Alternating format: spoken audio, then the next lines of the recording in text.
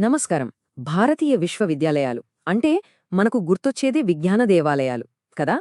కాని అక్కడే ఆ ప్రాంగణాల్లోనే కులం పేరుతో వివక్ష లోతుగా పాతుకుపోయిందని సుకుమార్ తన పుస్తకంలో చాలా బలంగా వాదిస్తున్నారు. సో ఈ విశ్లేషణలో ఆయన లేవనెత్తిన కొన్ని కీలకమైన ప్రశ్నల్ని మనం పరిశీలిద్దాం. అవును. సాధారణంగా మనం యూనివర్సిటీస్ అనగానే ఏమనుకుంటాం? విజ్ఞాన దేవాలయాలని, అందరికీ సమాన అవకాశాలిచ్చి వాళ్లని సమాజంలో ఉన్నత స్థానాలకు తీసుకెళ్లే పవిత్రమైన ప్రదేశాలుగా చూస్తాం. ఎక్కడ చూడండి, భవిష్యత్ సామ్రాజ్యాలు మేధో సామ్రాజ్యాలే కానున్నాయి. ఎంత పవర్ఫుల్ కొటేషన్ కదా. ఈ మాటలేంటంటే ఈ రోజుల్లో జ్ఞానానికి ఎంత విలువ ఉందో చెబుతున్నాయి. అంటే అధికారంగాని హోదాగాని ఇవన్నీ మేధస్సు నుండే వస్తాయనేది ఒక బలమైన నమ్మకం. అయితే ఇక్కడే ఒక పెద్ద ప్రశ్న వస్తుంది. ఈ ఆదర్శానికి అసలు వాస్తవానికి మధ్య ఉన్న తేడా ఏంటి? ఒకవేళ ఈ విజ్ఞాన సామ్రాజ్యాల ద్వారాలు కొందరికే తెరుచుకుని ఇంకొందరిని అడ్డుకుంటే అప్పుడు పరిస్థితేంటి? సరిగ్గా ఇదే ఈ పుస్తకం లేవనెత్తుతున్న ప్రధానమైన ప్రశ్న. సరే, ఇప్పుడు ప్రతిభ లేదా మెరిట్ అనే మాటకి వద్దాం. మన యూనివర్సిటీల్లో ఈ మాటని మనం చాలా తరచుగా వింటాం. కాని ఈ పుస్తకం ఏమంటోందంటే, ఈ స్వచ్ఛమైన ప్రతిభ అనే కాన్సెప్ట్ ఒక బూటకమని, అది సమాజంలో లోతుగా పాతుకుపోయిన అసమానతలను కప్పిపుచ్చడానికి వాడుతున్న ఒక ముసుగు మాత్రమేనని చెబుతోంది. అంటే దాని అర్థమేంటంటే, యూనివర్సిటీలు కేవలం న్యూట్రల్గా పాఠాలు చెప్పే ప్రదేశాలు కాదట. చారిత్రకంగా వస్తున్న సామాజిక అంతరాలను మళ్లీ ఇక్కడ పునరుత్పత్తి చేసే కేంద్రాలుగా మారాయని రచయిత వాదిస్తున్నారు. సమానత్వం ఇస్తామని చెప్పి అణగారిన కులాల విద్యార్థులకు బహిష్కరణే చూపిస్తున్నాయని స్పష్టంగా చెబుతున్నారు. ఇక్కడ భాష మన ఆలోచనలను ఎలా మారుస్తోందో రచయిత అద్భుతంగా వివరించారు. చూడండి, జనరల్ కేటగిరీ అనగానే మనకు వెంటనే కులం లేనివాళ్లు, ప్రతిభావంతులు అనిపిస్తోంది. అదే రిజర్వ్ కేటగిరీ అనగానే కేవలం కులంతోనే దాన్ని ముడిపెడతాం. దీనివల్ల ఏమవుతుందంటే, రిజర్వేషన్ ద్వారా వచ్చిన వాళ్లకి ప్రతిభ లేదనే ఒక తప్పుడు అభిప్రాయం చాలా సులభంగా ఏర్పడిపోతుంది. మరి ఈ చారిత్రక ఆధిక్యత అనేది ఈ మోడర్న్ ఎడ్యుకేషన్ సిస్టంలో ఒక పెట్టుబడిగా ఎలా మారుతోంది? ఈ ప్రాసెస్ని వివరించడానికి రచయిత ఒక ముఖ్యమైన సిద్ధాంతాన్ని వాడుతున్నారు. ఆ సిద్ధాంతమే సాంస్కృతిక పెట్టుబడి లేదా కల్చరల్ క్యాపిటల్. ఇది బాడ్యూ అనే సోషియాలజిస్ట్ చెప్పిన కాన్సెప్ట్. అంటే ఏంటంటే, కేవలం డబ్బు, ఆస్తులే కాదు, కుటుంబం నుండి వచ్చే చదువు, మాట్లాడే తీరు, ప్రవర్తన ఇలాంటివి కూడా ఒక వ్యక్తి సక్సెస్కి ఎలా ఉపయోగపడతాయో ఇది చెప్తుంది. ఇవి భౌతికంగా కనిపించని వనరులన్నమాట. సో ఈ మార్పిడి ప్రక్రియ ఎలా జరుగుతుందో చూద్దాం.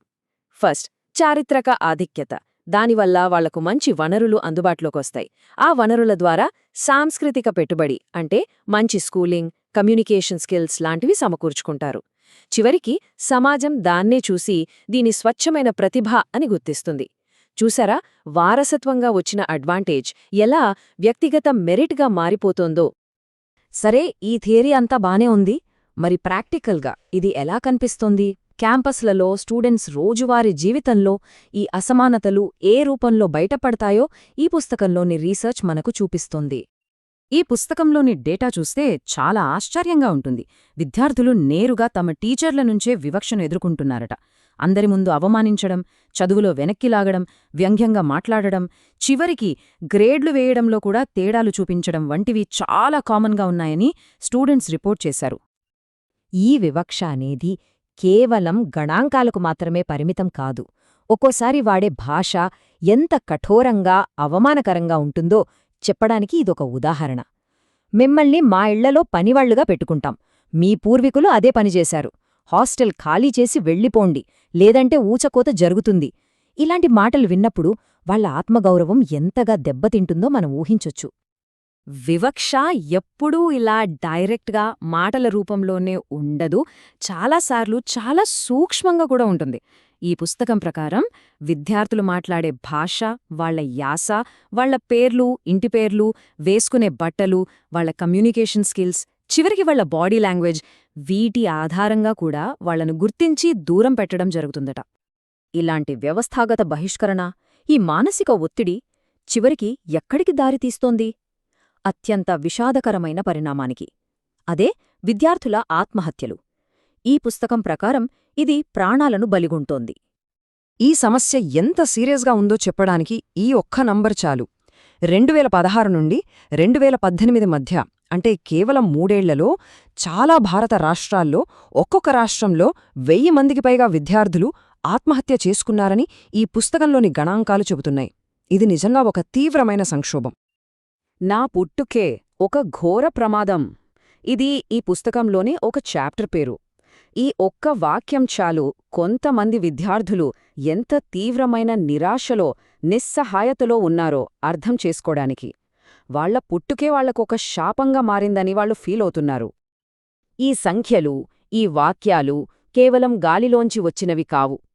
హైదరాబాద్ యూనివర్సిటీలో రోహిత్ వేముల ఆత్మహత్య లాంటి నిజజీవిత సంఘటనలు ఈ సంక్షోభాన్ని దేశం దృష్టికి తీసుకొచ్చాయని ఈ పుస్తకం గుర్తుచేస్తోంది. ఈ గణాంకాల వెనక ఉన్న మానవ విషాదాన్ని మన కళ్ల ముందు ఉంచుతుంది. సో ఇదంతా చూశాక ఈ పుస్తకం మనల్ని ఒక ఫండమెంటల్ క్వెశ్చన్ దగ్గరికి తీసుకొస్తుంది. అసలు యూనివర్సిటీ అంటే ఏంటి? సమాజంలో దాని అసలు పాత్ర ఏమయ్యుండాలి? ఇక్కడ చూడండి, ఒకవైపు యూనివర్సిటీ మనకిచ్చే ప్రామిస్, సమాన అవకాశాలు, సామాజిక ఉన్నతి, ప్రజాస్వామ్య వేదిక, అన్నీ గొప్ప ఆదర్శాలు.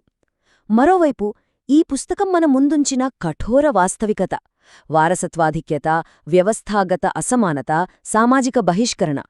ఈ రెండింటి మధ్య ఉన్న గ్యాప్ చూస్తుంటే దాన్ని పూడ్చడం అసాధ్యమేమో అనిపిస్తుంది. అందుకే ఈ విశ్లేషణను మనం ఒక ఆలోచింపజేసే ప్రశ్నతో ముగిద్దాం. ఒకవేళ యూనివర్సిటీలు అసమానతలను మళ్లీ మళ్లీ పునరుత్పత్తి చేయగలుగుతుంటే, అవే సంస్థలు అణగారిన వర్గాలకు విముక్తిని ఎలా సృష్టించగలవు?